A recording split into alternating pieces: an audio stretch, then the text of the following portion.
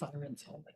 Why does my computer screen never look dirty at my house? It's only when I come here. Do you put the lights on at your house? Yeah, it must be like a different angle. Maybe I have like a little desk lamp. This is like. I always notice all the dog hair that's like underneath the letters.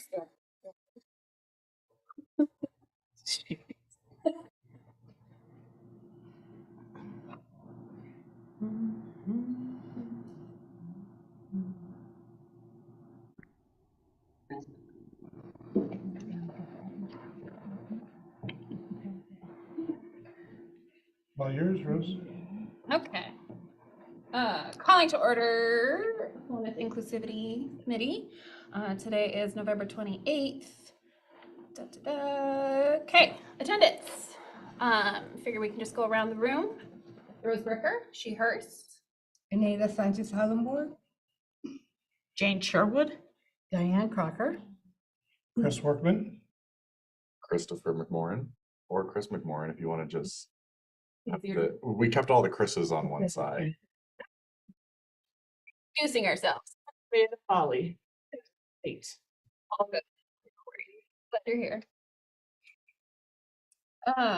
So then looking for approval of our minutes from last month's meeting, October 24th. Anyone have any edits or changes? I had one change. Yeah. My name's not on, it's in attendance. I was here, but then it doesn't really matter, but I was here. I didn't see my name. Well, wait a minute.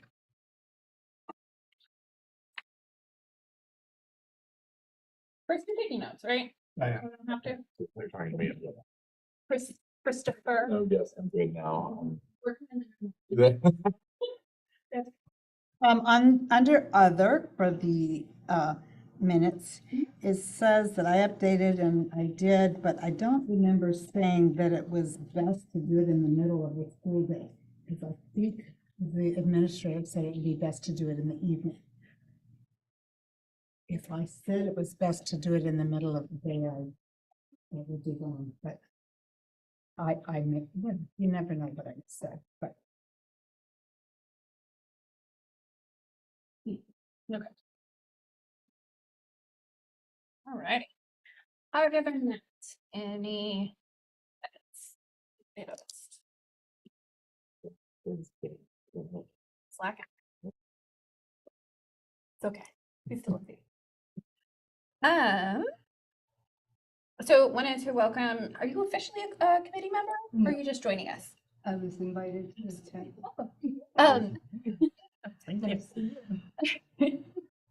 Any urgent business needs to be addressed by? It's cold. It is cold. I did have some urgent business. So at the end of last month's meeting, I passed out some information. I have received some feedback that some people felt targeted or that it was offensive in some way, which of course was not my intention, but intent doesn't excuse impact. So while Jessica and I were planning for this meeting, for this month's meeting, I had another resource that I was like, this is really cool, and I wanted to share it.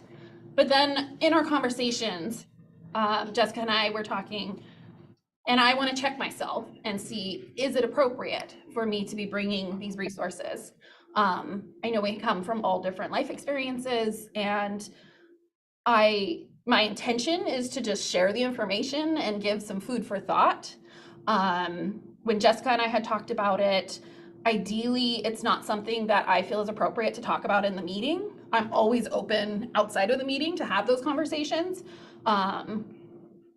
So ideally, what my thought was, if I could wave my magic wand and make it how Rose wants, those resources would be available and anybody could bring in those resources. Jim Brewer talked with Jessica about transparency and making sure it gets in the packet. So that's another portion to figure out. But first, starting off, I wanted to open it up to the group. Is it appropriate for either myself or any committee member to bring these types of resources? I mean, you've raised No, hands. you're That's fine. right. You're fine. I personally think it's a good thing to have resources, and especially because everybody comes from a different place, maybe we don't have the same knowledge base. And so, and not everyone is going to agree or find it helpful or relate to those resources, just like any kind of text out in the world. But I mean, it comes from a place of education and not a place of judgment. And so I think that's the important piece, is that we're learning and trying to grow as a committee so that we can take that out into the world and use it. So if that's the intent behind the resource, then I think that that's totally acceptable. By resources, these questions are what you're referring to? The questions, I had some links that I was wanting to share. Basically like a food for thought kind of a conversation starter is my intention. But I think anybody can, I mean, my opinion is that anyone could bring in those resources.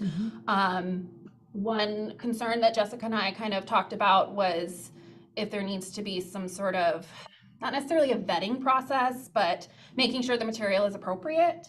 And if harm is caused, making sure that we do that reparative work. Yeah.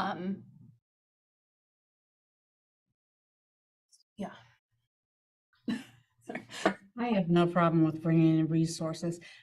I did feel, and I don't know that I've said it out loud to anybody, but I did feel a little uncomfortable with these questions because it sounded like it was not you, but that they were pointing fingers at people or something. And maybe I'm just being sensitive about it, but because no, I don't get angry when people say these things, but why would somebody ask me this? I don't know. And I think, is it okay that I answer that question? yeah. I think because some people do have that knee-jerk reaction. And so it's kind of shining a light on that may be something that as we go through this DEI journey of learning terminology, learning history and all that kind of stuff, there will be screw-ups, there will be mistakes made, there will be harm that was caused. Is it okay with the rest of the group who were here last month if I did bring the paper that I shared last month? Are you guys okay with me sharing that with our people who weren't here?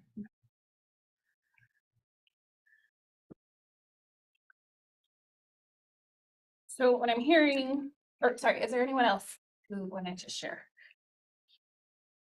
I think for us to have better understanding of inclusivity and diversity and all of the elements of trying to figure out how to make our community work in a nice, diverse atmosphere, we have to talk about the uncomfortable things too.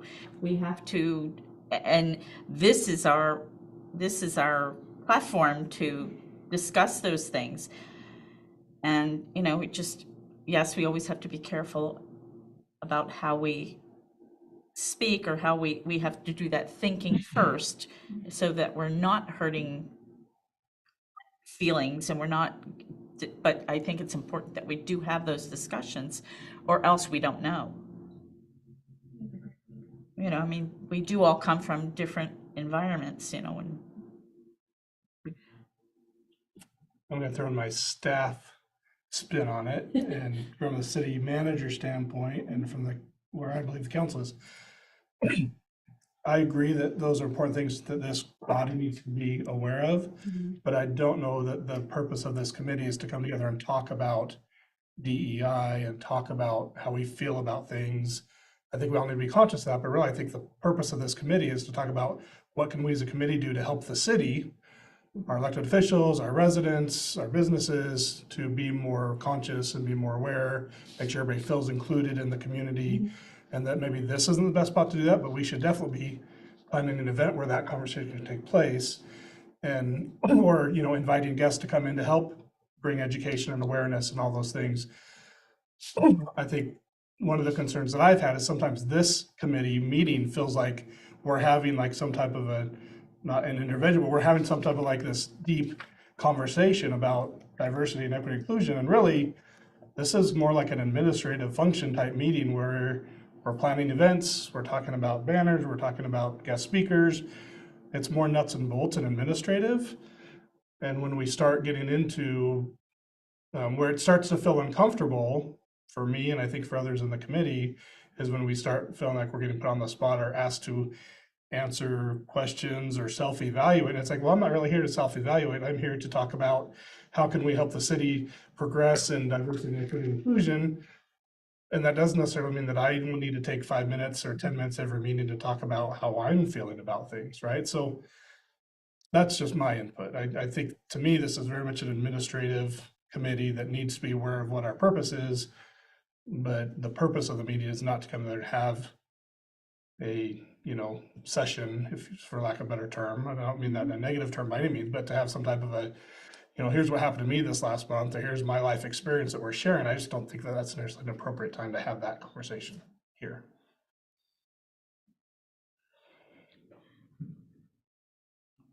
Do we do that? I was gonna add to that, but now after you said that, maybe I won't. Yeah, I'm going to say it.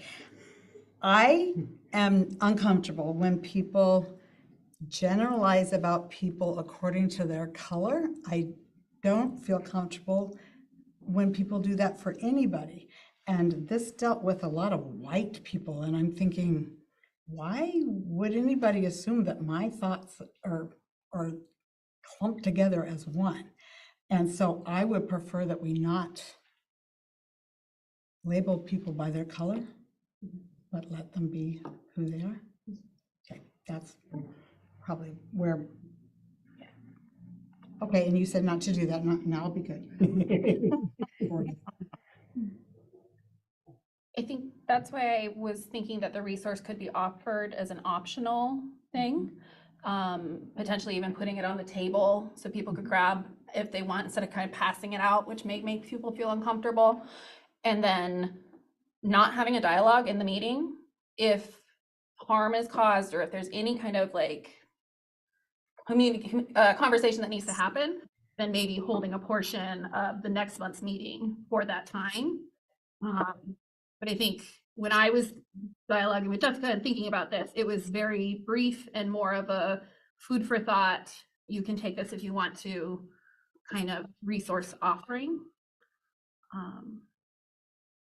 Because I think we do all come from different experiences and different knowledge levels and comfortability talking about these kind of subjects. And I think the training that needs to happen will help with some of the like jargon and that kind of stuff. Yeah, I feel like any training I've done or stuff through OSU that we've done, I've seen that question, like that sheet of questions that's kind of a front load in any kind of racial equality education, because it's meant to be thinking about where you are in society and how your experiences may be different from someone else in a different ethnicity group or different sexuality. So it's less of a, it's just a tool. And so yeah, I see it's just nice we're having these conversations. But to your point about running events and helping the community, that is what we're here to do. But there is also this kind of self-education happening so that we can take those resources out or think about events that we're planning.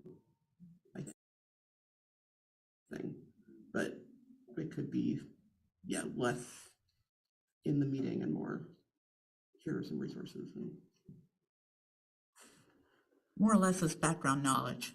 Like, here are some resources. If you want to do a little bit of reading on your own to help you then sit around and have our events planned, and that gives us more information to plan them more accordingly, or making sure we're using the right terminology and things. Not necessarily we're all having around, we're not having a cup of tea and chit-chatting about, and going down that avenue, but it's for background information so we can make sure that we're doing what we need to do more correctly, I guess, maybe. avoiding harm. Yes. Yeah, and I think there's an important part about working together and learning who each other are and where we're coming from. So that's an important part of any group dynamic of just, learning to work together and in order to get where they're coming from. So I'm not saying it's like here, white shirt tie and we just have to be like total business minded. But I where I start to see people feel a little uncomfortable is where we start sharing experiences and asking these questions and all that. It's like, I'm not really in a position where I want to feel comfortable saying that. And I don't feel comfortable not saying something either. I feel like we're in a public meeting, the camera's right there, we're on YouTube, and it's not really a conversation that I'm comfortable having in a public meeting. And I think that's when people start to kind of squirm in their chairs a little bit. Squirm. So, Give me a again, I spinach think chair, it's I'll just appropriate. The thing I just throw on the table is staff is the great insulator, right? For public meeting records, if it's brought up during this meeting, then it's part of the records for this meeting. If you shoot me an email and say, hey, could you share this with the rest of the committee? Doesn't matter where it comes from. I can send stuff out to the committees. I can send stuff to the council. So use staff as your insulation against feeling like you got to disclose everything into the public meeting or into the public record. There's no secrets there, but it's like if you're sharing a little tidbit about, hey, we've got this event coming up and here's some background information I thought would be helpful for you to have, shoot that to me, I'll forward it out. That doesn't have to go into the minutes, it doesn't have to go into the official document. It's background information, right? It's important information that you want everybody to know going into a meeting. That's fine. If we're going to include it in the meeting, then it's part of the document and that's fine too. But really, if you use staff that way, rather than directly give their input on the table, that's part of the record now, right? You've kicked me ahead of time, I sent it out to everybody, great. If you looked at it at home, perfect. If you didn't, that's fine too. And you're not put in a spot where like, anybody feels uncomfortable. So I'm happy to play that role. Hey, welcome. We were just talking about the resources and handing out handouts and all that. Oh, cool. That kind of conversation. Sounds good. Did you have anything? I talked about what Jim told us. With the saying about the meetings, and like intentions about the meetings or objectives of the meetings, not mostly being like discussion and bearing your soul in those conversations, and more about like helping the city determine things and navigate and that sort of thing. Which we did talk about, which is why the suggestion of if people wanted resources to be able to have them available for people to take optionally. So I guess, did people discuss their thought on whether? Yes. Do we want to reiterate what we were? I was just wondering, like, did we come to a conclusion of whether it was okay? I don't feel like we did. Group, we want to table this and kind of think about it. Do we want to take a vote? I don't have strong feelings. I think just as long as like people know what they're, which I think this has been a recurring issue with the committee of just like, as long as people know what they're signing up for when they sign up for this, I don't really care what that is. I'm here regardless, but like, if someone signs up for this thinking it's more of like a, exploring identity committee, and then they find out it's all about city administration, I could see that being upsetting. Likewise, if someone signs up for this because they want the city to put on events and, update the code and stuff like that, and then it turns out it's all about talking about, personal experiences, I could also see how that's upsetting. So I just think, I don't really care what we do, but I think we have to pick a lane and then kind of stick in it and communicate that is our lane to people who might be interested in joining. Because I don't want to like catch people off guard, I guess, if they're, anyone who's interested, I think we should absolutely encourage them to join. It's just, as long as they know what they're doing. Yeah. I heard you say something about vetting what we put out. I think that would be probably a good idea, because, you know, I could bring something weird. And putting them on the table for people to pick up, I think is perfectly good.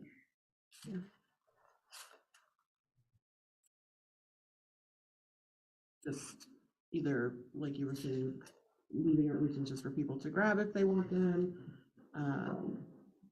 Or maybe an opportunity to chat afterwards or that kind of thing, or versus saying, sending resources to him to distribute to the committee that way. But I do think that having the additional resources, whether or not they're used or not, if people have them or are offered them, I think that there's no such thing as too much knowledge, especially in this area.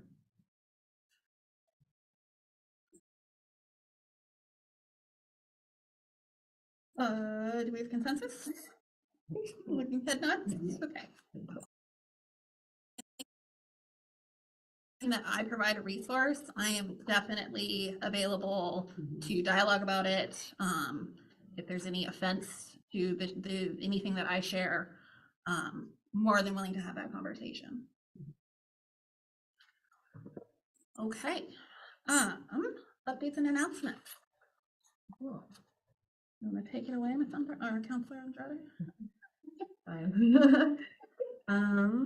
So to have an update about some of the city council related decisions. The city council unanimously agreed to financially support the two events we had discussed to celebrate Black History Month. And then we are in the process of getting DEI training scheduled. There have been some doodle polls out, and so we'll let you know when we get more information on that. The Indigenous Peoples' Day holiday letter of support.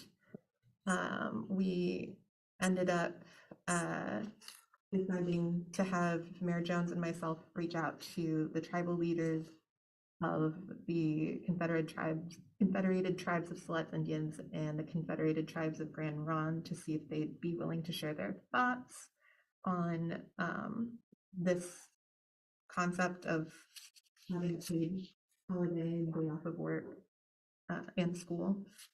And then we'll let you know how that goes.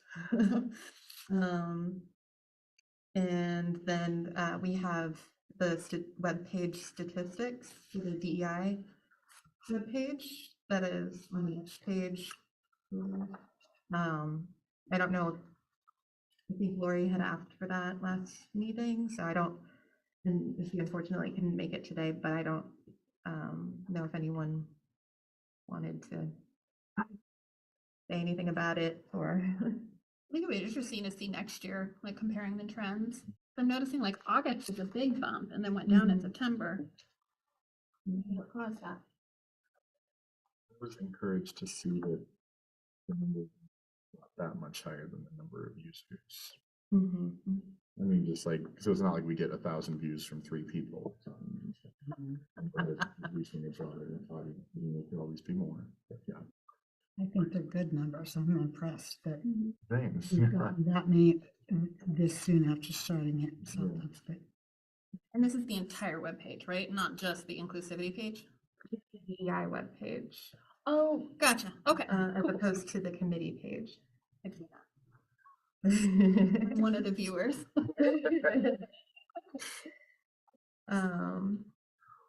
Yeah, no, it's pretty cool.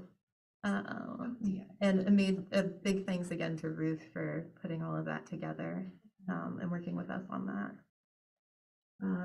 Announcements, the Corvallis County Library's Champion of You webinar series is on their YouTube page, and so there's a link there also on the DEI webpage.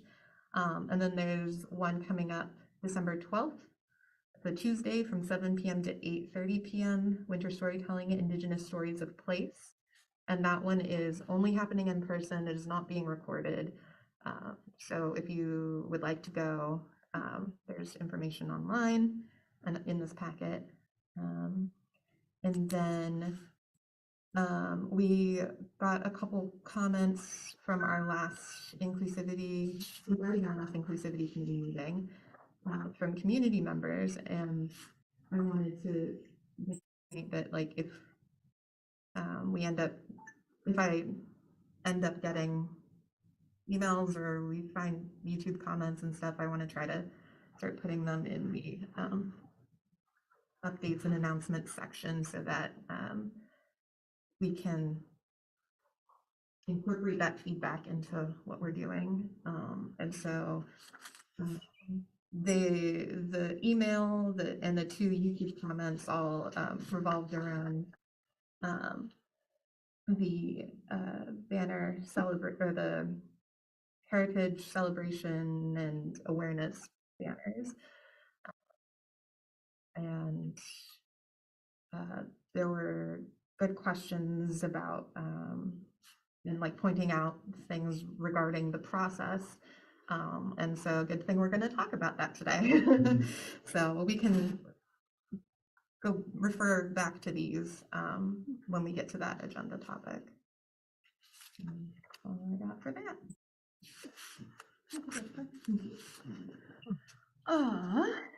So B on our agenda is community agreements.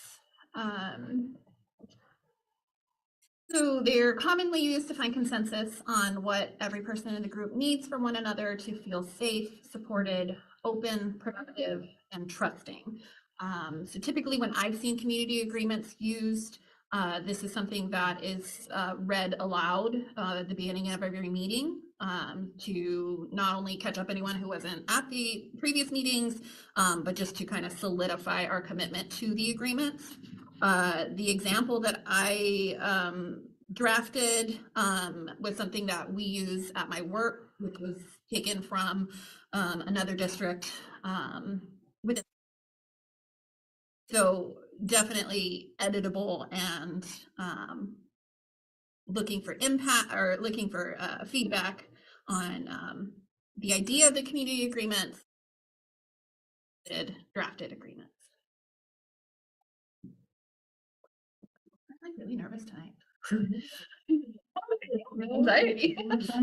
Just the seat. 2 things. I guess the first one, I feel like confidentiality and permission doesn't apply as much to this just because it's all public record and live streamed and recorded and posted. So, I mean, I think you can just be a decent person and not like publicize people's things, but like it's clearly not confidential.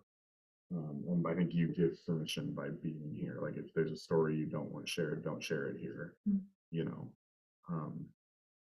And then I guess just sort of a question. I feel like groups I've been in that have used these, I'm always a little unclear on if it actually makes a difference. Like I feel like people who are going to be decent people and be respectful will be respectful regardless of this, and people that aren't won't necessarily change their behavior because we read this at the beginning of a meeting. And maybe that's just my experience. I don't know what your experience has been with these, but I guess I'm always just a little like, okay. I haven't personally had to use it in this way, but I have seen it used in this way of when reparative work needs to happen, revisiting these, because they're shared agreement that we all kind of took in and agreed to. Let's just go. I appreciate the part about the confidentiality and permission. I would say that it would be a good reminder regardless if we were to say like someone in the community told me that they like, you know, and then sharing their story and trying to make it as whatchamacallit, anonymous as possible without personal identifiers. I think it would be a good thing to keep it in there since it does say each other's stories, which I guess could mean Just Kind of whatever. but also We took other each people. might help it. So maybe we agree not to share each other's stories or narrative. Can we take each out and then we agree not to share others' stories without permission? Take care of everything. I struggled with this one too, of like, but it's a public meeting, we're on YouTube, like, and yeah, I think it was either not wanting to say identifiers, and also in conversations that I've had with community members, there are stories of things that have happened in Philomath, and I don't feel it's appropriate for myself to share those stories without permission of the person that told me those stories.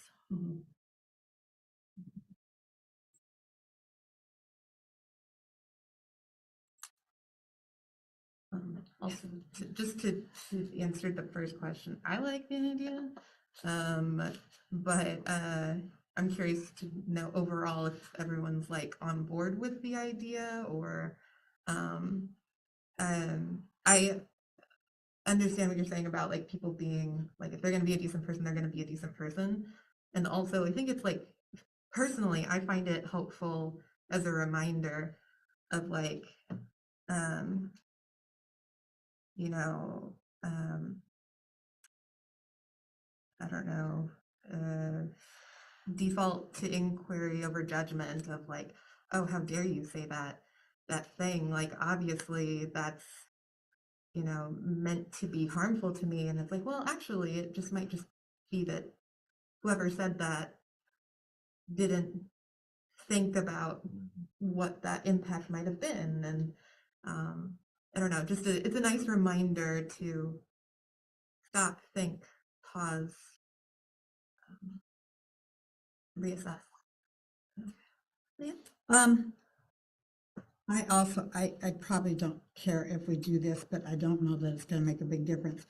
I do feel like we agree to actively listen to each other without distraction. Sounds like we're talking to children. And we're adults. We're here because we care. We're here because we want to make a difference.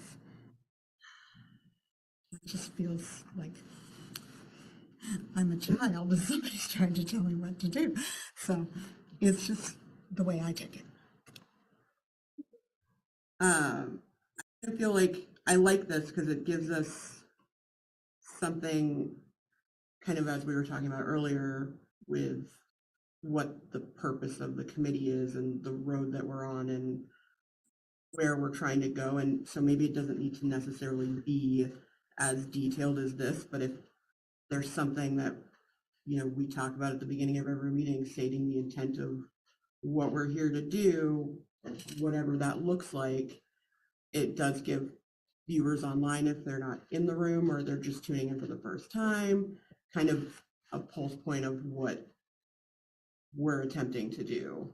And also gives us a reminder, like, you know, oh, I was going to bring this thing up, but that doesn't really fit the kind of the container we've put around this. So maybe we talk about it one-on-one with someone or but I think having kind of not rules of engagement, but yeah, just guidelines that we can all refer back to.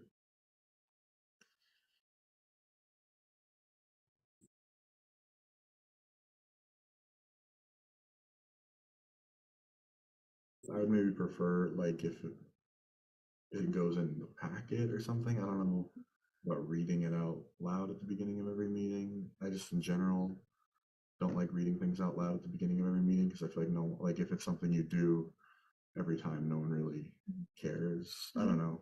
I don't know if there's a way to fix like I don't know what the solution to that is, um, but I feel like it's like, you know, when you're in class and the teacher's taking attendance, you don't like pay really close attention to them taking all the other names. You just wait for your name to hear and then you go back to whatever you're doing. I'm fine with it. I just, yeah. I think it's a better plan to have it like visible, not necessarily being read. What if a poster that has the agreements that gets put up at the beginning of every meeting? So it's like a physical reminder, a visual reminder.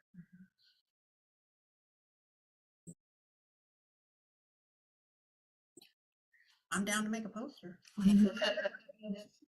We are adults and we can read, so either way, I just think we can. We're invested enough and care enough that that's what we would do.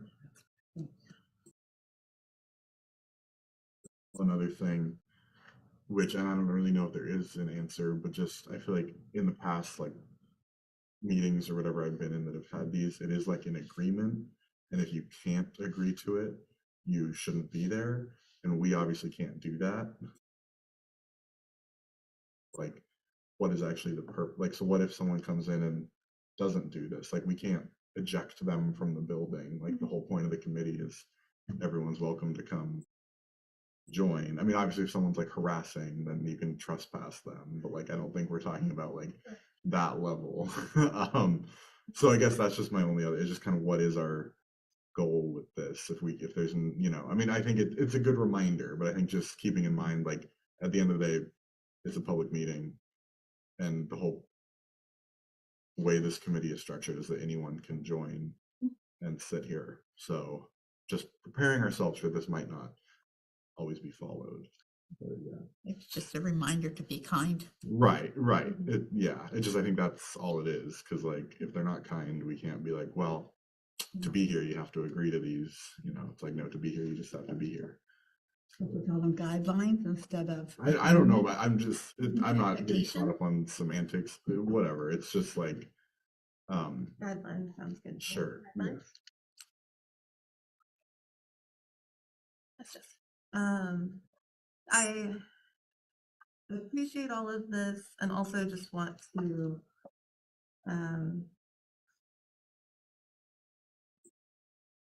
had it on the tip of my tongue.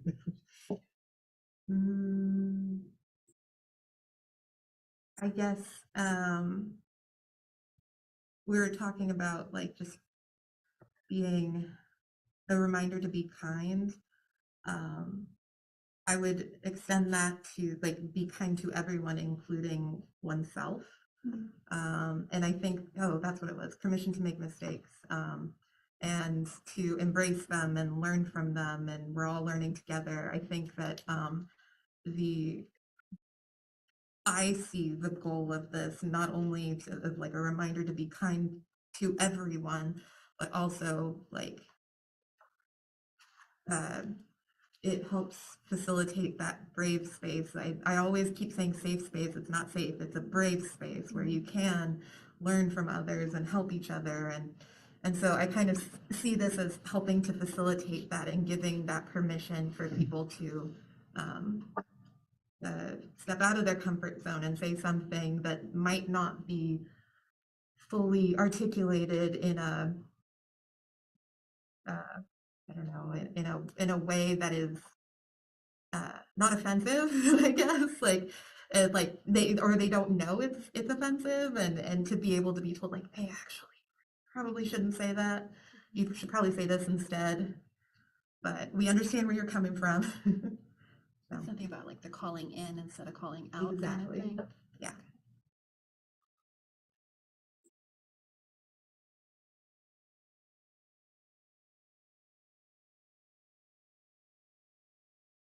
Appreciate all you guys' feedback.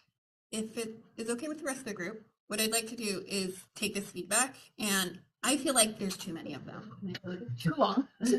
So I would like to do some edits on my own and then maybe bring it back to the committee if that's cool with everybody. Alrighty. Social media posts for January, the Poverty in America Awareness Month. What did we write? So in January, we're spotlighting the Poverty in America Awareness Month. So in our packet, we have a drafted social media post. And then on the second page to the item is what would be a image that would be posted. So this community resources would be a picture that would be posted along with the text that's written here. All of this plus this. Okay. Yeah. And originally when I had drafted this, the resources in our community was included. But when Jessica and I were talking about it, what I think I would love to do is find a way to make this graphic a clickable graphic. So it's not posted here and posted here. So you can just click on the picture. Take them to the website of the. Yeah, and I don't know if that's possible, but I'll figure technology, we can figure it out. So just looking for feedback, suggested edits. Cool. I was just curious about the like trans asterisk and then also LGBT.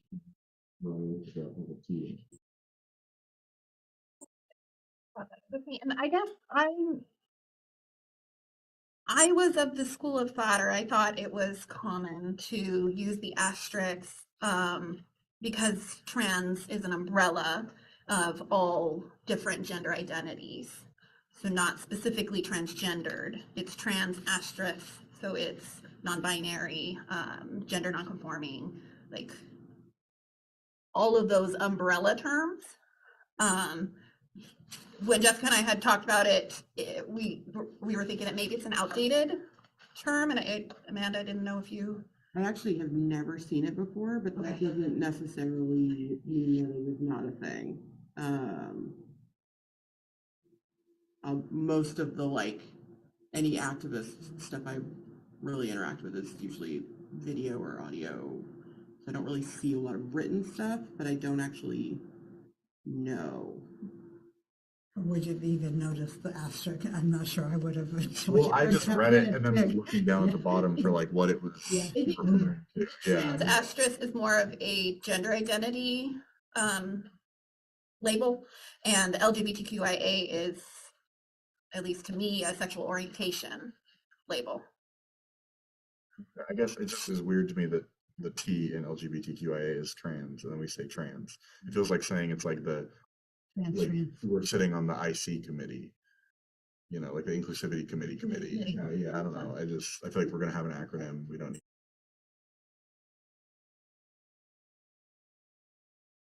I also think if the three of us were confused by it, I'm guessing most people reading the city Absolutely. social media will be confused by it, so that's something to keep in mind. Remove that and just keep the LGBTQIA plus.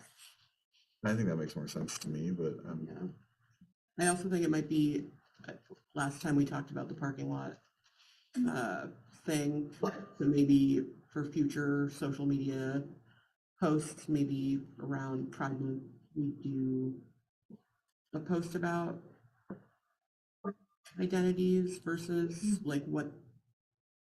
whatever the official term is as an education post of some kind, so that in the future when we're doing stuff like this, we've created that framework so that if folks are reading earlier posts, they should be able to take that knowledge with them.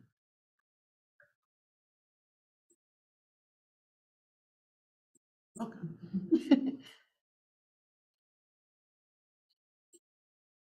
the only other thing I might do is just move rural communities to the beginning of that.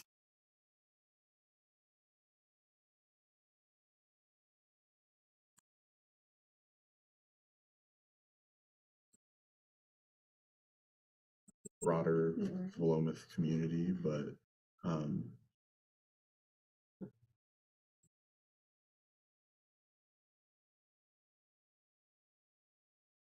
deep into that we want to get. I think that's fair. Does Okay. anyone have an issue with moving rural communities to the top of the list of groups that face a greater obstacle?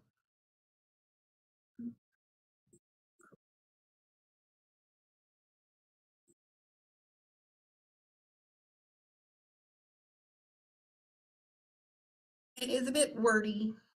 I struggle. I can just write and write and write, and I'm like, delete, delete, delete. It's too much. So any edits to remove some stuff? I know Lori was really helpful last month with kind of skimming things down. I've been seeing a lot of social media posts lately that the captions, because it used to be you keep your caption like a sentence, and now I swear Instagram just has novels. See more button is like, Yeah, which is great, because sometimes you just want to read it. But I think, because this was on Facebook, yeah, I think this is a relatively normal Facebook length. I think it's still shorter than the last one. it is. We tried. Succeeded.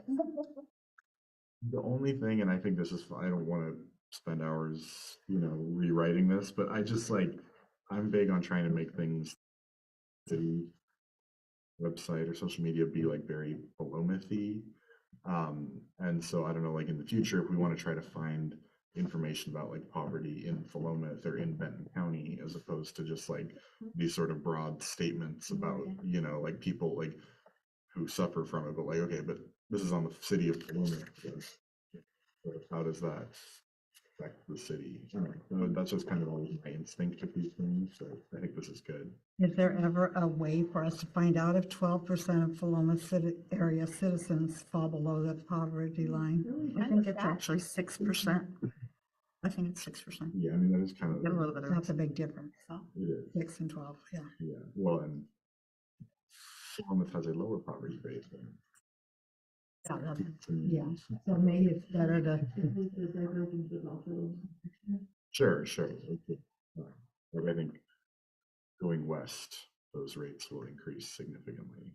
And is that determined by city limits? Like, have I mean, included in that? Census tract. So the Philomath census tract is not limited to just city of Philomath boundaries. It's larger than that, but like our school district area, which is much smaller than that, but it's, yeah, it's not just, I mean, when you say city of Philomath, what does that mean? Right. People don't, it's not this marker, draw the line out city of Philomath, right? So. but yeah, if you just Line. go to the Census Bureau website and look up Philomath City, Oregon, and then it has all that. So persons in poverty percent is 6%. Job, Jane.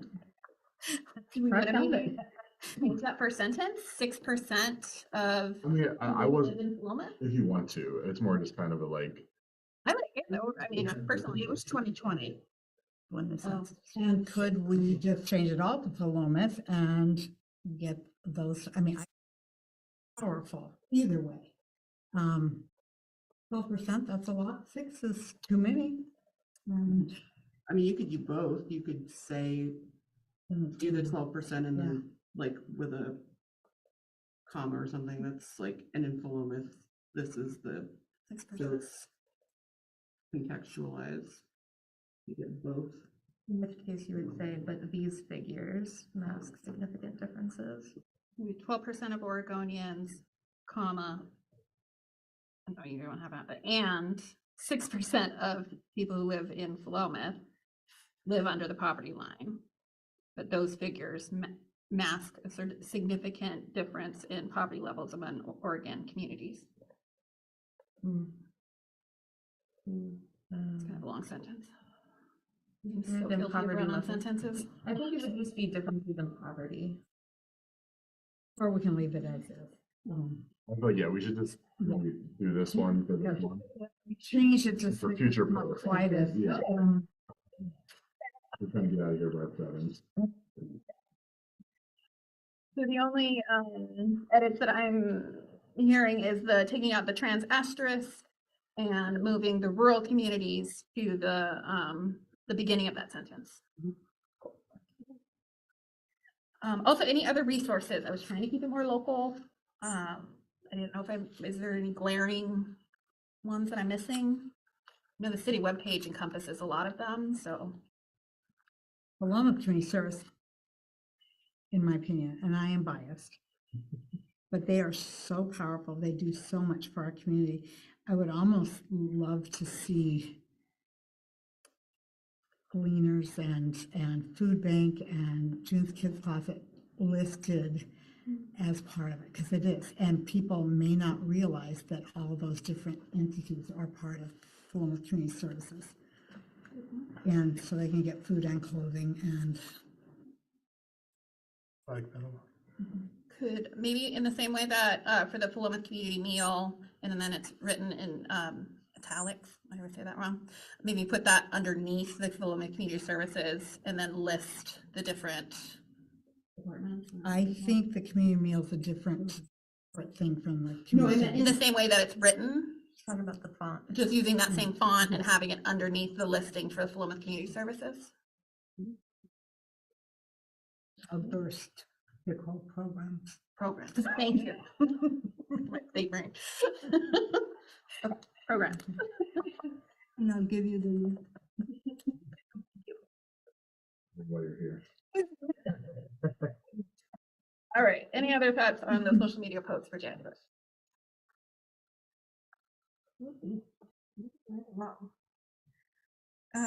For the Black History Month event and the proclamation. Do you want to take that away? So, from our last meeting, we had agreed to support 2 Black History Month events. One at the museum with 2 speakers, one being a Philomath community member, another being more of an educator. And then the second event was one that Eric Neiman had suggested to the committee to consider, and that is a documentary screening of Buffalo soldiers fighting on 2 fronts. And so, with regards to that second event, I reached out to him and asked how the committee could help further support the event. And he came up with several ideas, developing a flyer for the event with the information listed there. He also suggested having someone sing the national anthem and lift every voice and sing prior to the event. He also suggested, similarly to the event we had last year for Veterans Day, we had people bring in canned food items as the price of admission, even though it's free, like just a donation kind of thing. Yes, thank you, suggested donation. Said that we could do that again, and he suggested creating a flyer about Shipley Historical Marker to have as a handout so that people come to learn about the Buffalo Soldiers and walk away with local Black history. And then depending on how the events get scheduled, having promotional materials at the first event for the second event, if that's different. So, and then we have a proclamation also that we passed in 2022 that we can review and edit. But I guess for now, oh, and the other thing was for the first event, we also need to figure out compensation for the speakers, and I haven't seen a response to my emails. Have you acquired the information that I asked for about past speakers and how they were compensated? Yeah, I've got a partial list, but I don't think it's complete. There's a couple that find those on In 2020? Okay. Shouldn't we have like a financial record of them? We do. We just haven't had staff here every day. Gotcha. Okay, cool. Thanks. I guess on that note, yeah. I think the kind of holdup, the vagueness of the description of the event at the museum is we were looking at potential dates. I had reached out to the museum. They said, yes, absolutely, we want to host you. What dates do you have? So there's been some back and forth about dates. And then we're still waiting on the honorarium kind of information. So Zena would be the other speaker, or one of the speakers, Philomath resident. They're definitely on board, but we have not approached the other speaker because we're still waiting for the date and the honorarium. We kind of want to have all our ducks in a row before we go out and try to recruit somebody. Do you have someone in mind or not yet? Yeah, Professor Robert Thompson works for OSU. Did you write down? I'm very tentatively, his sociologist, according to Zena, speaks very well about the unseen part of Blackness and unsung heroes.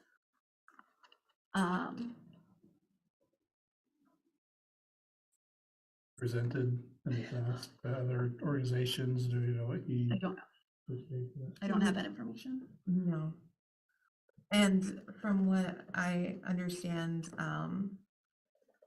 that I think we were trying to treat this similarly to the past where we have speakers and we've given them an honorarium as opposed to like with this event for the documentary screening, there was like a screening / honorarium fee associated, like it's like it already existed in place. Like it was, yeah, like people can request these screening kind of a thing. And so I think since this is something that we are trying to do on our own and outside of something that this professor would, you know, have like a standing like request and I'll speak kind of this same thing over and over again, you know. They're not on the speaker circuit. Yeah, yeah, that we would offer an honorarium, the same honorarium that we have been, and of course we know that it hasn't been consistent, which is why we want to create a policy so that we can be fair and treat everyone equally forward. I mean, it makes sense. I don't know that that's, I don't know how practical that is. I mean, different people are coming from different places, and so you've got some travel expenses. Sometimes that gets built into the honorarium, sometimes it's separated out. Some people frankly have more expertise, and if we're gonna get somebody who's got more expertise and is more highly sought after, we may have to pay them more to bring them to town, and I think that's okay. Others, if they're more local or not on a circuit of any sort, then that honorarium I think would be less. But so I don't know, and it's hard to really break that down by category, right? Because now you're putting people in these boxes, and I like the question. We'd love to have you come. We'd love to present you with an honorarium. What do you feel is an appropriate amount? Let me bring that back to the committee and see if that's something that we can afford to do. If we afford it, great. And if not, we don't have to nickel and dime our speakers, but we just say, oh, sorry, we're not going to be able to cover that honorarium, or we're not going to be able to do that. If it's too light, otherwise we try to provide it. I think we're all on the same page. We want to provide an honorarium. It's a matter of how much. I just don't know how realistic it is to say this is how much we pay for honorarium for guest speakers. I don't know that's real practical either. I agree, because somebody that has done very limited amount of speaking as opposed to someone who that's their profession, that's a whole different ballgame. Did I hear that Interfor is helping to pay for some of this? Yeah, so to clarify, the documentary thing, again, like that is completely separate from what we're talking about with the speaker event, museum event. We have everything covered for the documentary screening, except unless Eric has more information that he hasn't updated me yet on. The only thing we have yet to get covered would be the travel expenses for Zachary Stotts from the executive, I believe he's the executive director of Oregon Black Pioneers. So, And any rental of the school, because we've submitted for that, but we've not gotten official word that they're gonna waive that rental fee. oh, okay. So that might, still be- we've got the date reserved, still going through the power They state. told me they wouldn't charge us. I heard that verbally, I need something in writing. And what is the date? Because it doesn't say. 22nd, February 22nd. February 22nd.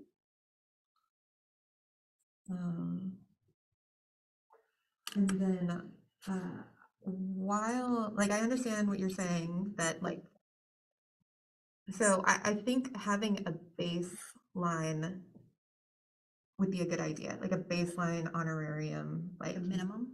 Thank you, words. So that, you know,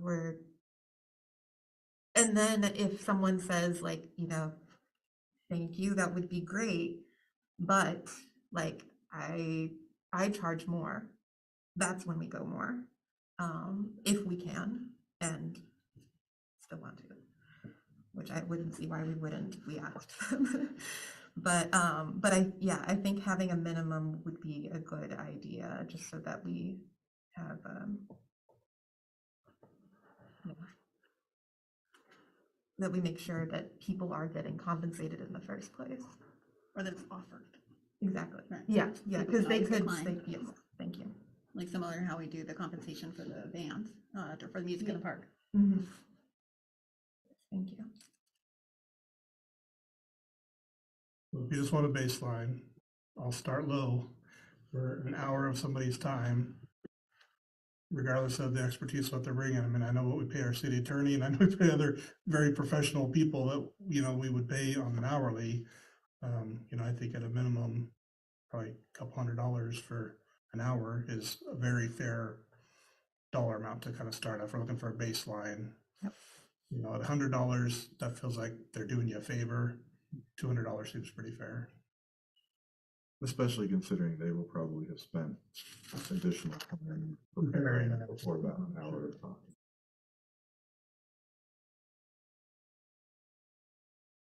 So is everybody comfortable with the $200 kind of base, and say we offer a $200 honorarium, this will come and speak? And if they say, well,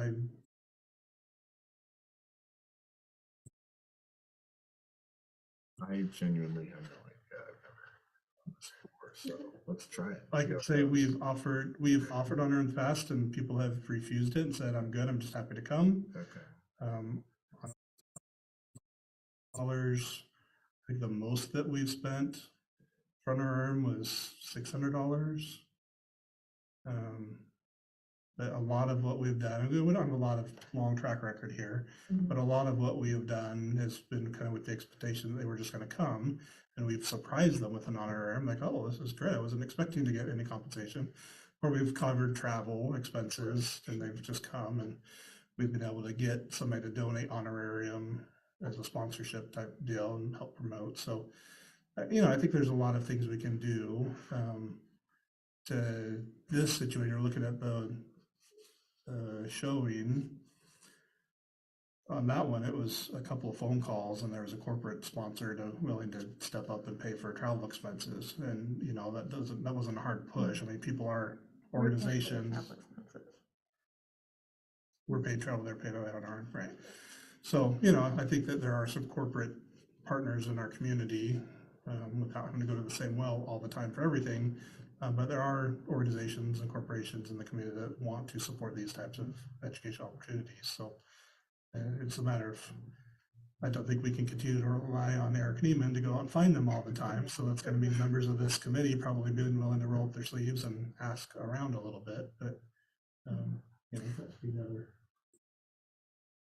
I have a question about the speakers. So if we're having two speakers, have we given them any guidelines on what to speak about, or are we just letting them get up and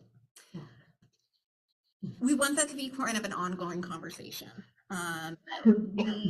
We being me and Jessica and Zena have had conversations around what the topics are But honestly, we're kind of wanting to hear from more, we're wanting Zena to have the opportunity to have a conversation with the potential speaker from OSU before giving more solid guidance on what the framework should look like, with the intention of We coordinate together.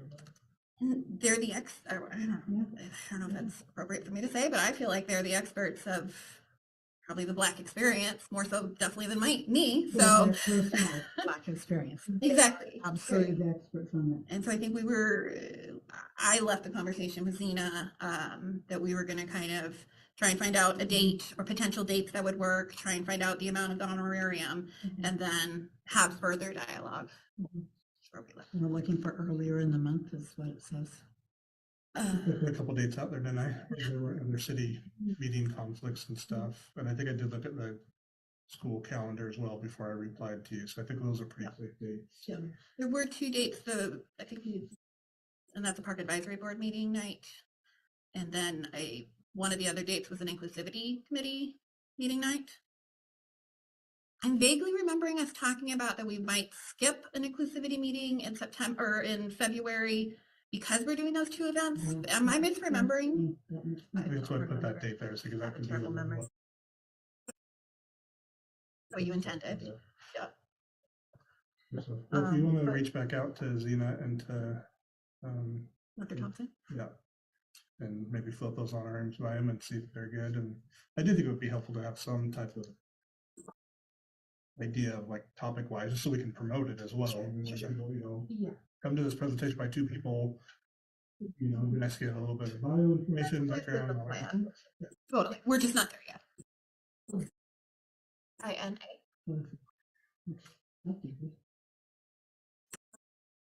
Time check is 6:40. We have 20 minutes.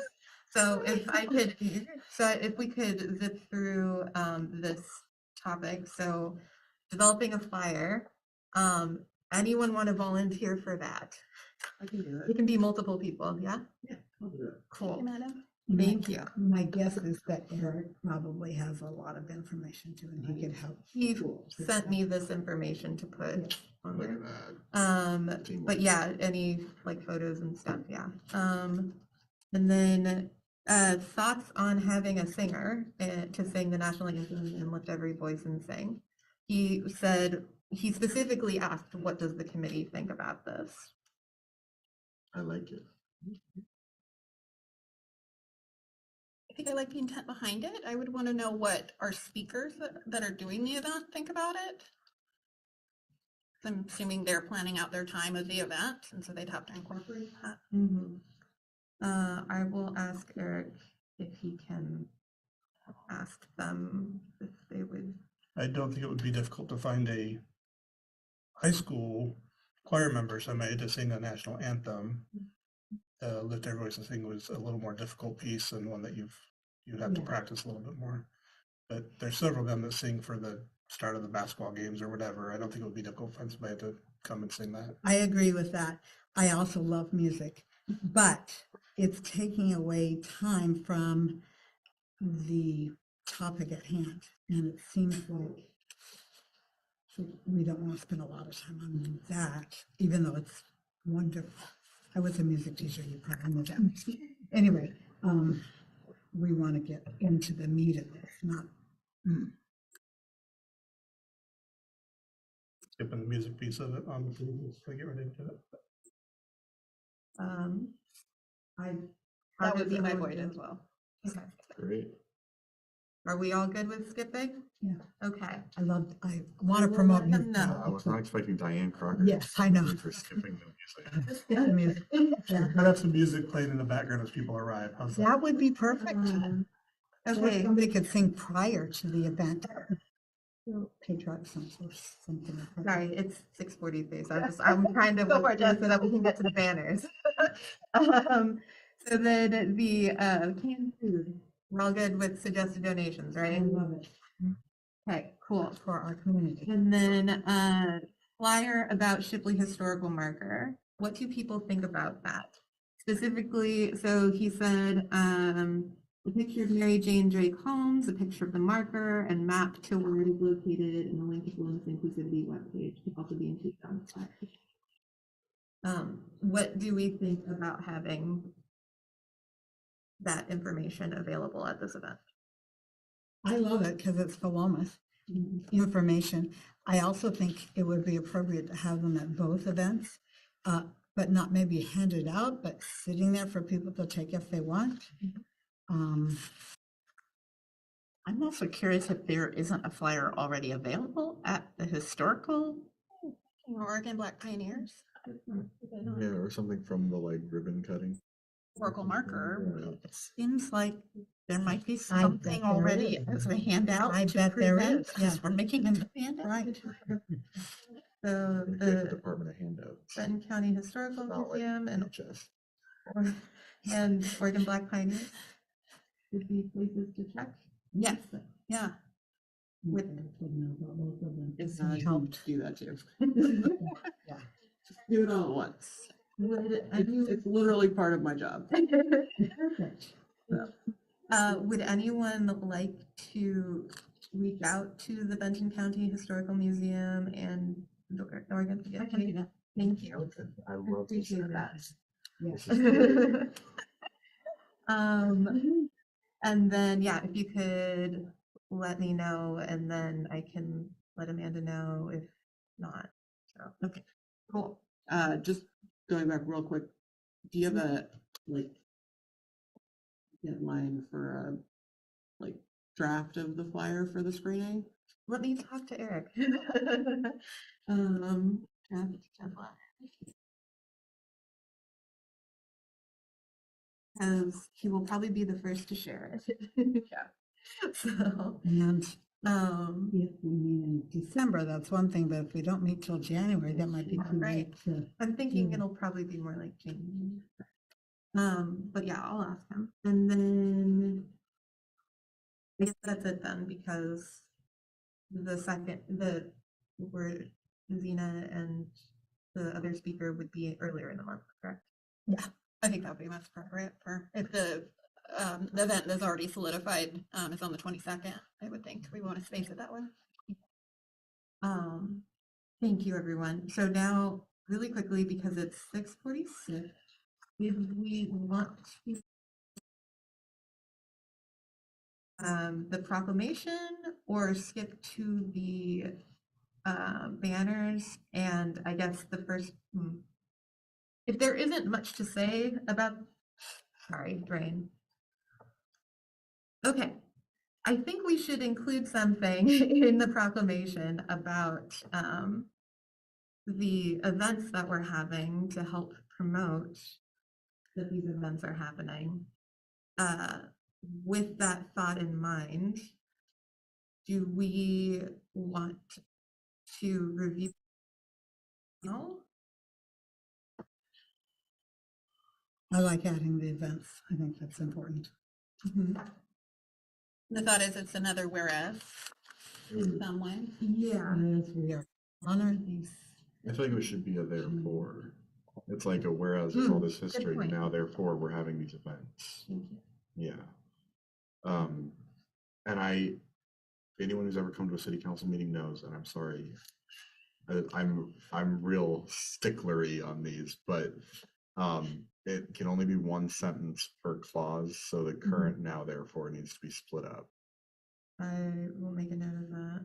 Is it written now therefore, like Yeah, same repeatedly as the like a whereas. whereas? And then like technically there shouldn't be, it's all like one sentence kind There of. shouldn't be periods. Yeah, it should be like and, like comma, and whereas these other racist laws and policies and methods like Oregon are not welcome, and whereas this foundation is racist. Yeah.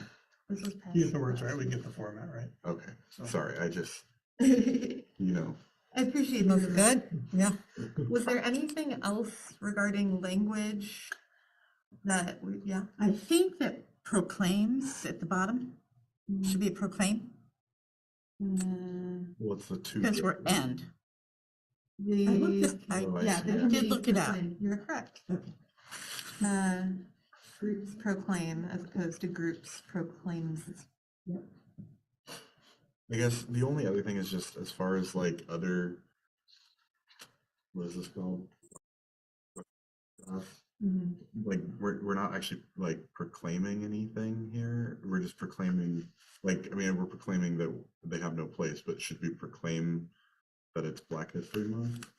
Because we don't do that anymore here. Right. Yes. Okay. Um, okay. If there isn't anything else really quickly, I can. Does anyone want to volunteer to edit? If not, I can do, yeah, okay. I just feel like I'm the one making all the Yeah. type them down. Thank you. And then we can talk about stuff if we Okay. need it. Cool. Okay. We all get on proclamation. Thank you for bearing with my wiltingness and brain trying to catch up. It's all good. Okay. Banners. Yes. Okay, we got 11 minutes. We can do Yeah. this. Okay, so there's a couple of things regarding this. So the original plan was to try to. Okay, there's two things to this. One is that we want to discuss a thoughtful process moving forward. We had agreed our previous conversation that, we don't want to be reactive by like rushing to get these banners done. We don't want to unintentionally cause harm. We should take some time to create the banners and make sure that whoever wants to give input on it can do so in our committee meetings. And then on top of it, Chelsea had suggested, doing a couple this year and then slowly add to it so that we can take that time to be more thoughtful.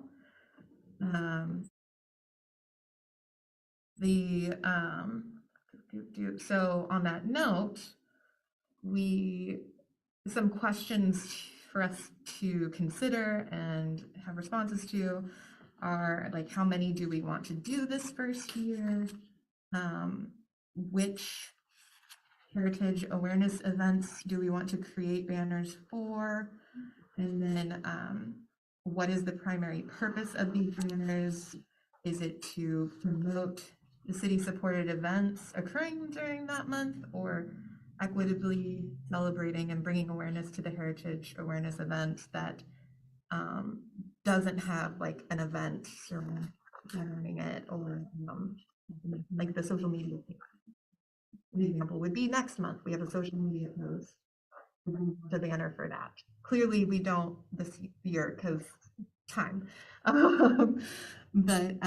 So yeah, trying to figure that out.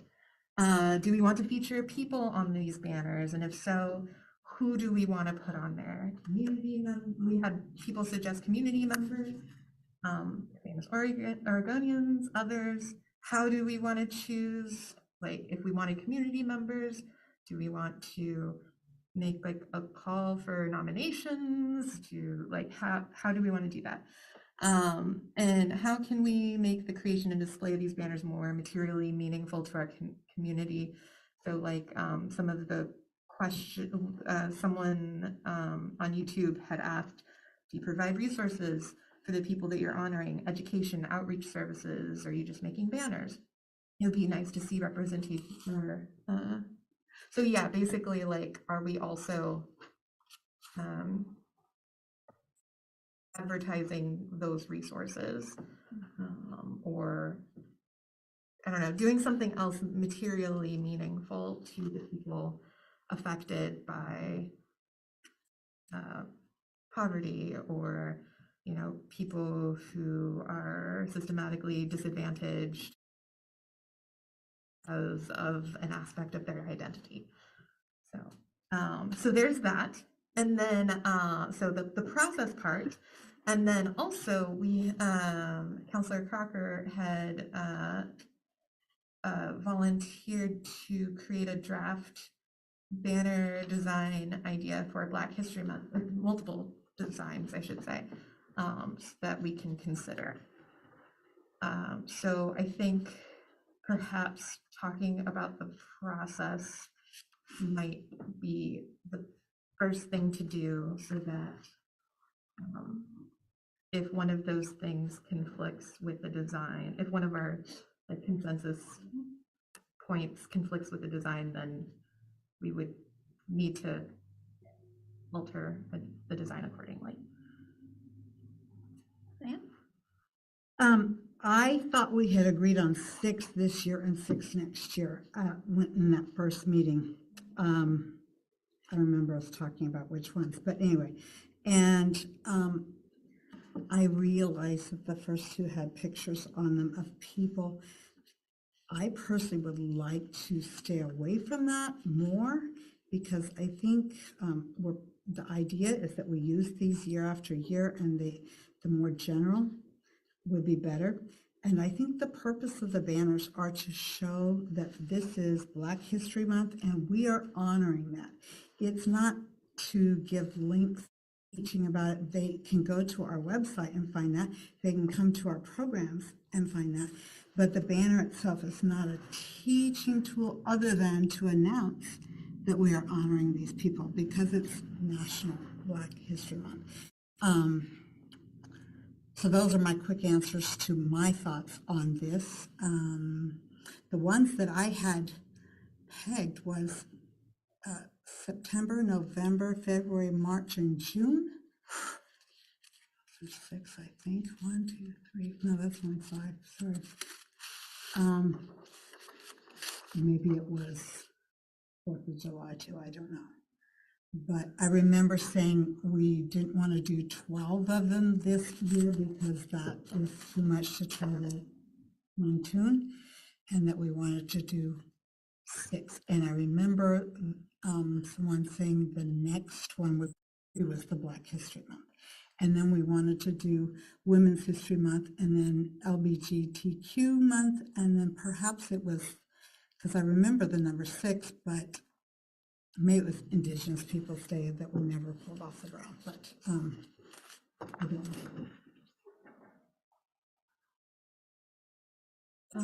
If I may, I think we threw around different numbers, but I don't believe we ever actually agreed to how many we wanted to do. That was my memory of it, at least. So I remember it as well. And then I appreciate information about, or the thought about, like, this is supposed to be a year after year banner thing. And then to clarify, from what I could tell about the comment on YouTube, I don't think that the intent was that the banner would have links or anything like that. I think it was like in conjunction with having a banner and passing a proclamation or giving us like having a social media, share those resources, or do something meaningful. Like let's say we did get a banner completed in time for Indigenous Peoples' Day.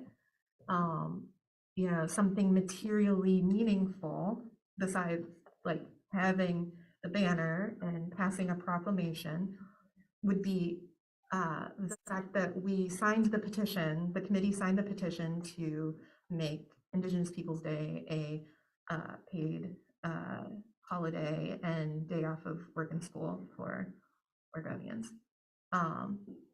Something materially meaningful would have also been if the council has signed onto it. And so like during that time period, clearly council is still, you know, making progress towards that.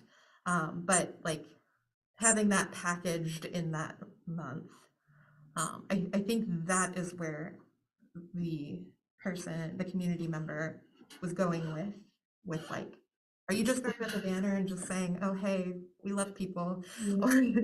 We had a speaker come in. Yeah, exactly. We had a speaker. Yeah. No, exactly. So that's my point, is that like the idea So like, the idea is it just a banner or is it more? Thank you, sorry. We've got a table for each month of a variety of things that we're doing for each month. To me, this is one more column. One more thing that we're doing is to do a banner on specific months. Frankly, I think the person on the YouTube comment was pretty facetious. I'm like, oh, you're just putting a banner. Had no idea of all of the things that the committee and the community are doing. So I don't put a lot of weight in that comment because I just think it was an uninformed comment. I won't say ignorant, just uninformed, right? Like there's a lot of things that the committee and the city did, especially for that month, in addition to the banner. And I think similarly, we've got 2 events planned, a proclamation, everything for Black History Month. The banners are going to be an important additional thing that we do. So I have no qualms with just putting the banner up. I think that just putting banner up is terrific because it's going to be substantiated with other things that were already in the works and that we're already planning to do. So I think it's a great additional thing that we're doing. It's not the only thing we're doing by any means. And if it was the only thing we were doing, then I guess it would have some weight, right? But it's not, right? So even if it was the only thing we were doing, it'd still be better than not doing anything, frankly, than, well, all you did was put a banner up. It's like, well, yeah, we did. We put a banner up and we're raising awareness and we're going to grow that and continue it. So. I just was gonna add that in addition to the banner, because it does have that URL on it, you know, it's easy just to, like, looking at the website, you see all the events but even on the website, we put the same thing, like Black History Month runs from this month to this month. This is why it's being celebrated. This is why it matters to Philomath. Here are the links. And it's just driving home that point that we're putting up the banner. If all you do is look at it and go, that's nice, cool, but there is that link that drives you to resources and then how. Education. Yeah, exactly. So. I was remembering the conversation that we were going to do banners on the months that we were doing events to help promote the events. Am I misremembering? I could be misremembering.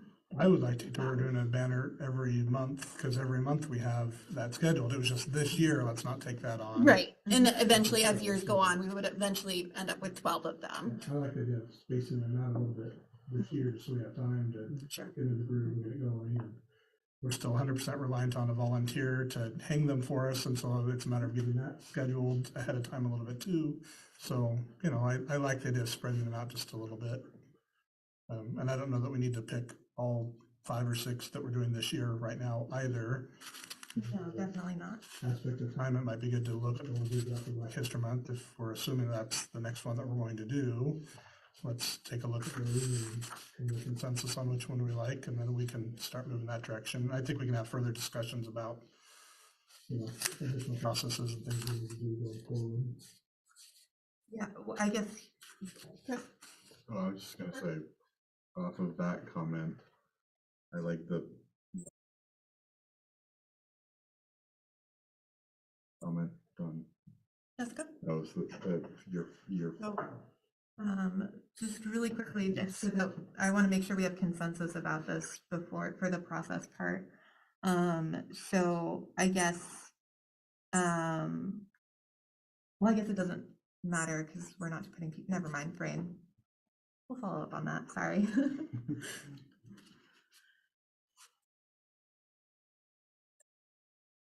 As myself, what I took away from that YouTube comment was if it's just putting up a banner and there's no follow-up, there's no QR thing that I can snap and get more information, it feels performative. It feels like we're doing, okay, we did this, we celebrated Black History Month. And for me personally, that almost causes more harm because it's not authentic. It's not providing resources. It's not that the resource has to be on the banner, but I took away from that YouTube comment that what else are we doing? Because we can pat ourselves on the back and say, yes, we made a banner, but if it doesn't educate, if it doesn't inspire, if it doesn't, and for me, if we don't have pictures of people, actual human beings, it feels very performative to me. I would prefer to see Reuben Shipley or Letitia Carson, actual real people who are from the area, historically or currently. I think it was also implying that, are we teaching through this? And there's simply not room to put who they are and what they did and when they lived and everything else. I mean, that's originally was in my head, that that would be a good thing to do, but there's not room. And again, I mean, Jane and I were talking about some women that would be great to honor, but I'm also afraid we're going to leave somebody out that has done something huge in our area. And if we only recognize one or two or four, even that's what we did with the veterans, there's still many more veterans that are worthy of being honored, which we do through all the little ones. But I'm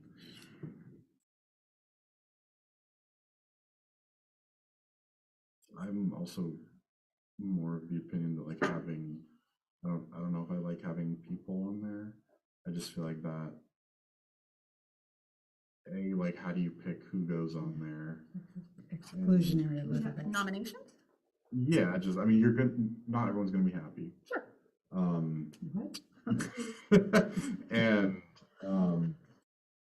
And I think if these are gonna be used every year, then I think that makes it a little even weird how like the same two people that we put up every single year after year.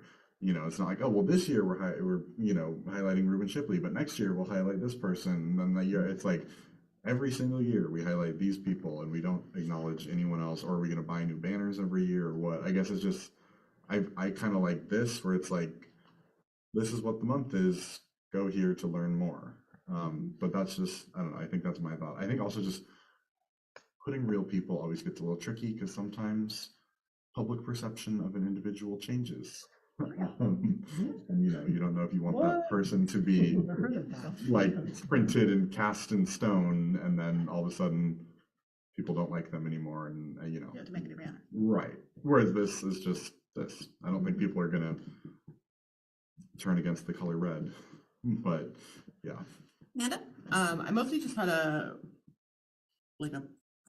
policy question as far as like social media posts and website updating and things like that. Is there like a limited number that the city follows, or that like are we set up a post for the month, but if we wanted to do additional posts, is that something we're allowed to do? Yeah, absolutely. Because one thing we could do is if we're doing no photos on a banner, is we make an effort to, on those months, like maybe a couple times in the month, maybe, pick a group of people and every other week or something, do a post highlighting their importance to Philomath, or so it becomes, there's this, but then there's a constant flow of And that can be interactive changed content. easy. That's a Exactly. great idea. So then, and then that lets us, we have a 20 minutes in a meeting where everybody brings somebody that they think should be included in a social media post. And then that's something people can share and it spreads beyond. So I think that is possible. I do too. Is everyone in agreement? Yeah, I mean, I think at some point the city will need to like develop more social media policies, but I don't know if we're there yet, just about kind of how we post. Well, we've definitely started the conversation in an ad hoc committee that hasn't gone anywhere since. So.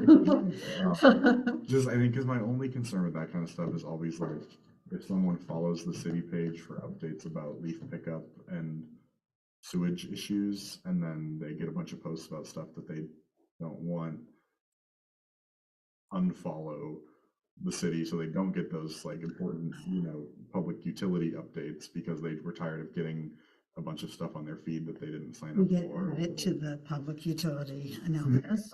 And I don't know if I might be overthinking it. That's always my fear with like when it's like an official government page, then adding additional like education, which is important, but like, is that what people follow the city of Philomath on Facebook for? Or do they follow it for Can we- updates about the city. I don't Can we know. do like sub groups, like special interest city groups? I think you'd have to create like an inclusivity committee page. Or, Right. I don't know. Well, we have the DEI page.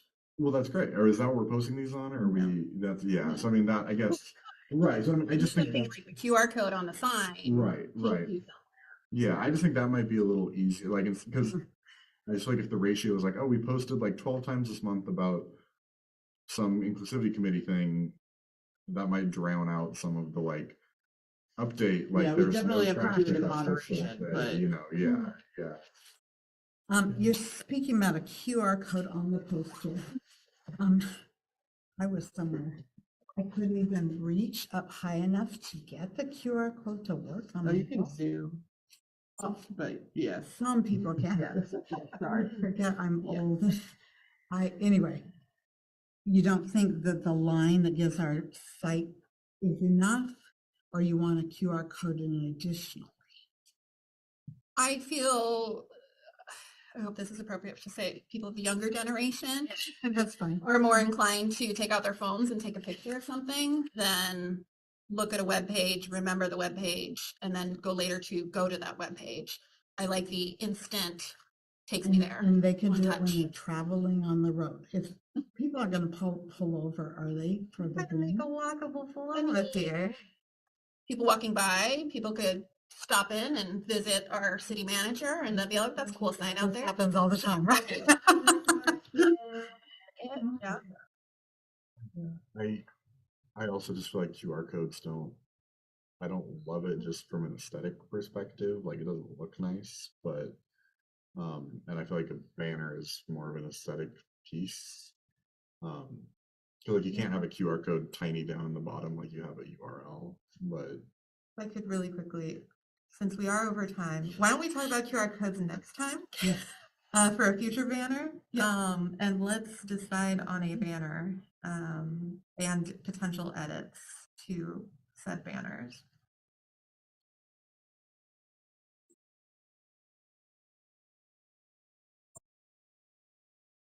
I actually don't care for the one on the left. Because my first impression is that as I think it feels a little stereotypical and maybe a little too caricature-ish, not cartoonish, but very just stereotypical. And I- Thinking that all black people look just like this, yeah. A little bit. I mean, yeah. And so I like the one with the hearts. I like the others. I just don't necessarily care for I the kind of was silhouette liking ones. this one for that same reason as I didn't want to put a picture to Black history, I guess, of a person that, yeah, might be stereotypical. I didn't. Yeah, I would avoid the silhouettes for that reason, but I get it. Yeah. We also put all the time too, so. Yep. I mean, I honestly, this is the graphic artist that did this for us, and I could go with any of them.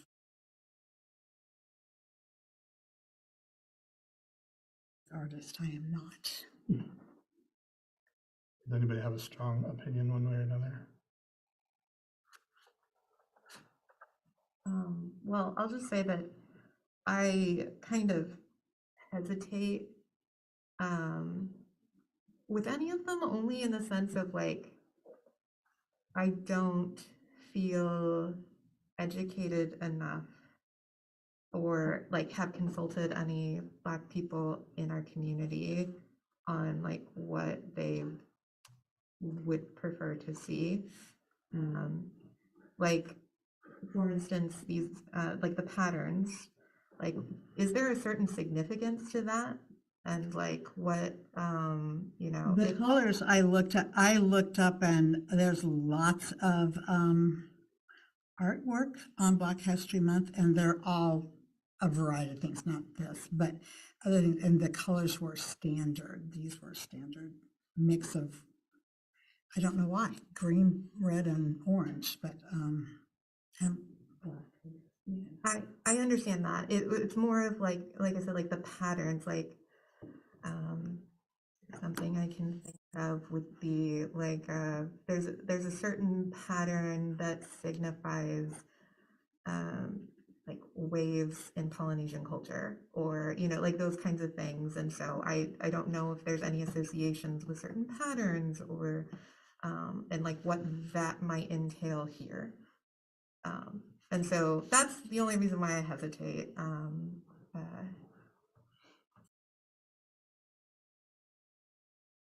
So I don't have a strong opinion, besides liking to see, like, I understand the hesitation regarding not wanting to stereotype a person's silhouette. And also, I also think it's important to have people represented and not, I think the lack of people, I don't know, and yeah, I don't know. I assume that 95% of the population, when you say it's Black History Month, they will understand what that means, that they don't have a picture to show them.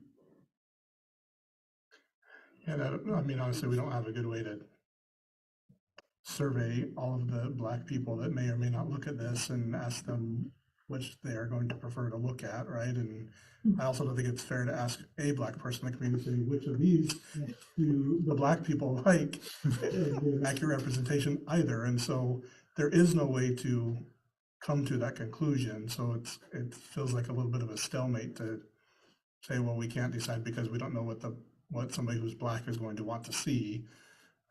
There's a graphic design artist that's come up with a couple of images based on things that she's seen in samples online. And but again, you know, I recognize we don't want to err, but at the same time, until you put something up, how do you know if somebody's going to be offended by it or anything else?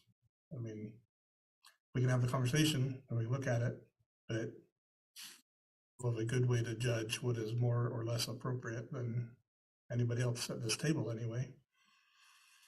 Maybe outside of this table, outside of this room, reaching out to the NAACP, the Lonnie B. Harris, That's kind of with U Campus, like extend in the same way that Jessica and Chris or Shaz are going to go to the tribes and talk about the petition, actually going to the groups, I think. Would only further the depth that we want to have on why we're recognizing these months as these months. Yeah, I like that they reach out to NAACP. I think that you're going to get a collective voice. I mean, as opposed to going like a member in Philomath. Yeah, I don't think tokenizing is the answer. Sure. NAACP is going to have a good feel for that and have a good idea what's appropriate. And they're creating their own posters and flyers and stuff, right? So,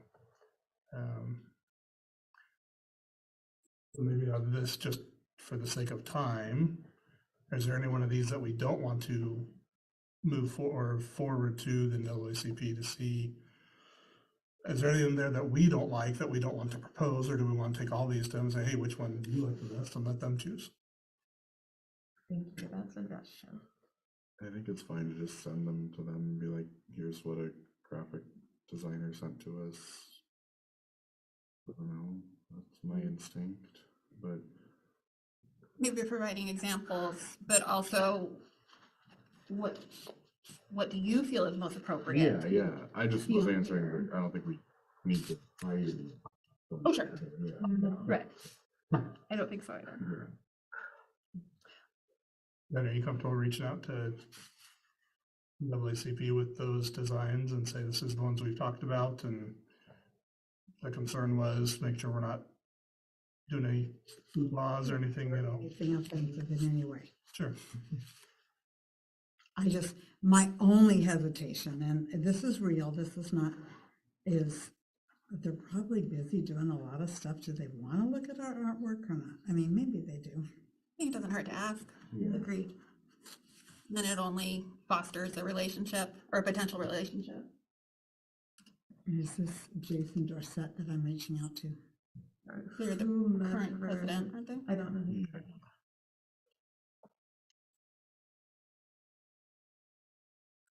Okay, oh, good.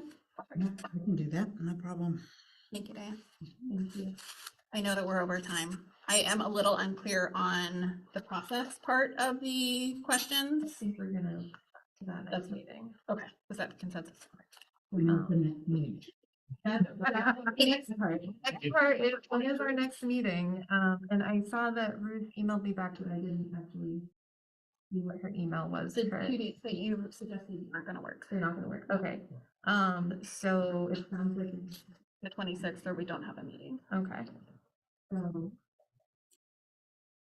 To have a meeting on December 26th, or are we waiting until January? Personally, I know I'm gonna be here and I won't be traveling and I'm okay hosting a meeting. But I don't know if we'll have a quorum. Which is why, which is why we have to, If we do it in the morning on the 26th, I'll be here. If we do it in the evening, I won't.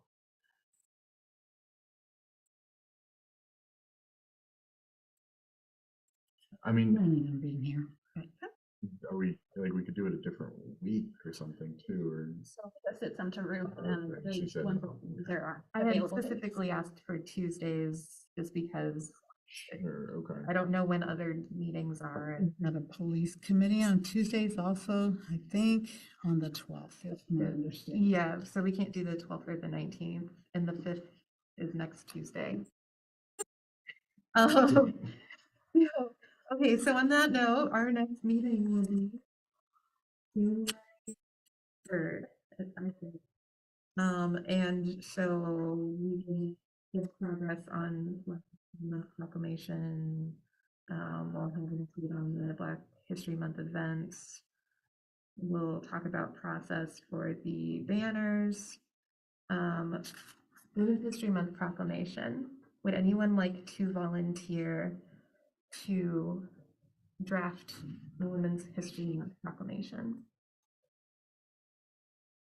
Have there never been one? Oh, I thought you, I'm The sorry. only thing that I found was I a thought there's presidential never been a woman. proclamation. It Good was, for you. I haven't seen anything, I've been kind of looking. Okay. I haven't seen anything else. I know, the Written that one. highlight things that might be important that we could pull from it.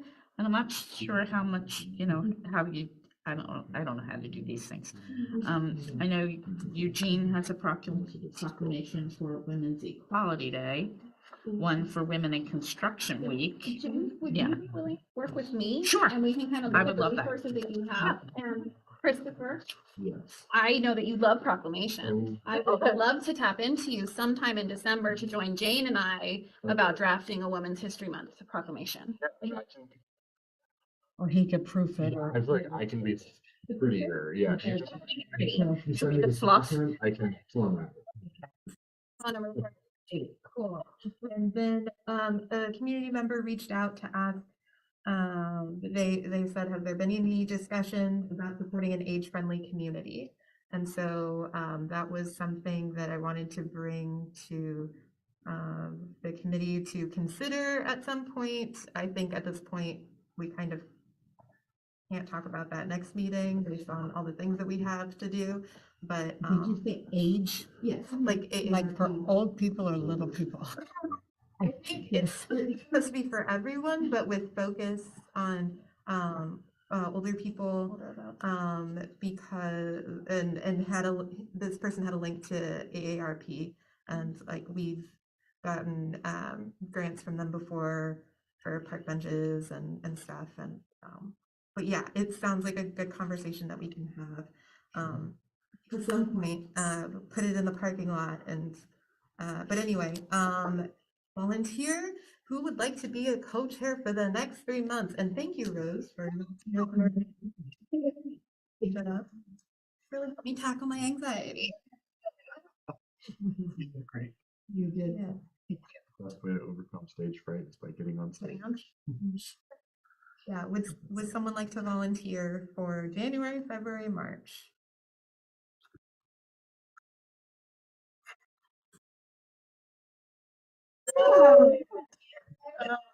Okay, you got this.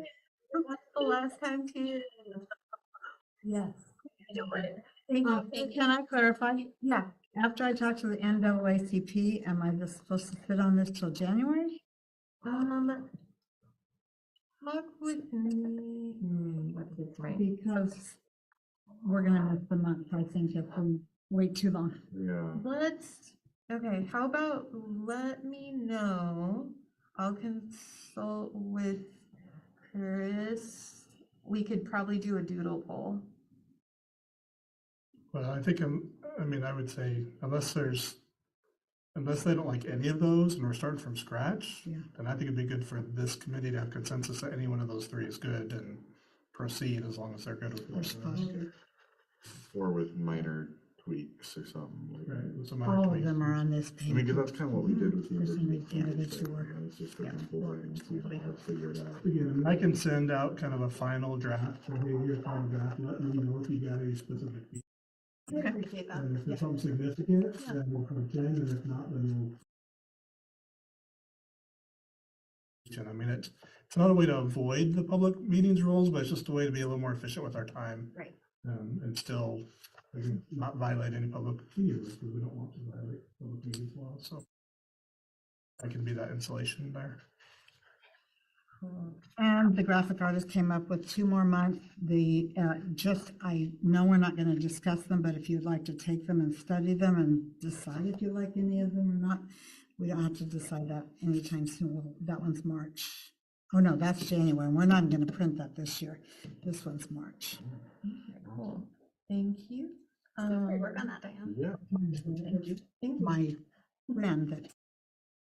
Wow. And your friends, and She's wonderful. we can add the March banner to the meeting agenda for consideration in the January meeting. Thank you so much, everyone. Apologies for being late. And apologies for taking us over time. Yeah, for bearing with us. You're all wonderful. For another 3 hours, consider running for city council next year. Yes. Thank you.